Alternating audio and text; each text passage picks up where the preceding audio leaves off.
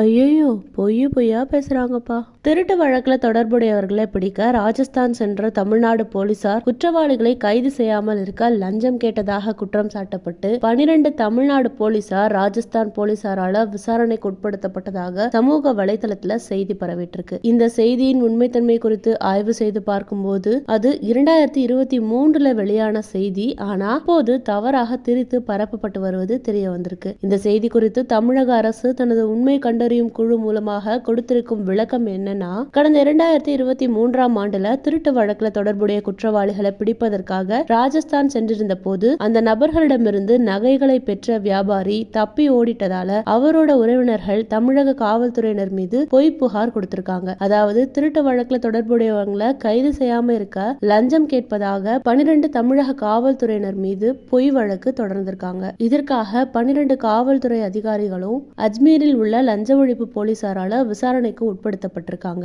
இதையடுத்து அப்போது இருந்த தமிழ்நாடு டிஜிபி ராஜஸ்தான் காவல் உயர் அதிகாரிகளை தொடர்பு கொண்டு இந்த வழக்கின் விவரங்கள் குறித்து தெரிவித்த பிறகு இது பொய்யான புகார்னு உறுதியாகி அதற்கு பிறகு 12 தமிழ்நாடு காவலர்களும் விடுவிக்கப்பட்டிருக்காங்க. இது நடந்து 2 ஆண்டுகள் ஆன பிறகும் தற்போது நடந்தது போல அதுவும் நடந்த விஷயத்த மாற்றி தவறாக திரித்து தகவல் பரப்பப்பட்டு வருவது உண்மை கண்டறியும் சோதனை மூலமாக தெரிய வந்திருக்கு. தமிழக அரசு தனது தகவல் சரிபார்ப்பகத்தின் இணையதளத்துல இது குறித்து விளக்கம் அளிச்சிருக்கு. பழைய காணொலிய சமூக வலைதளத்துல பகிர்ந்து அந்த செய்தியின் உண்மைத்தன்மை என்னன்னே தெரியாம தவறான புரிதலோடு மக்களுக்கு தவறான செய்தியை பரப்பிட்டு வர இது போன்ற இணையவாசிகள் ஒரு செய்தியோட உண்மைத்தன்மை என்னன்னு ஆய்வு செய்த பிறகு பரப்பலாம்.